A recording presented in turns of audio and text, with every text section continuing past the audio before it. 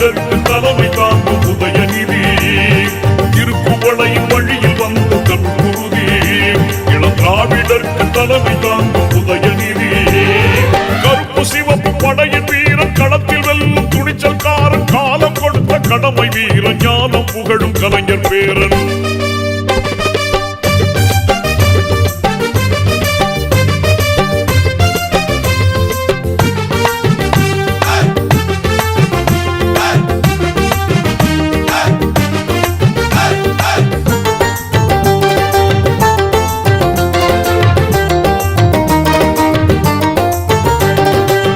லட்சிய தமிழனே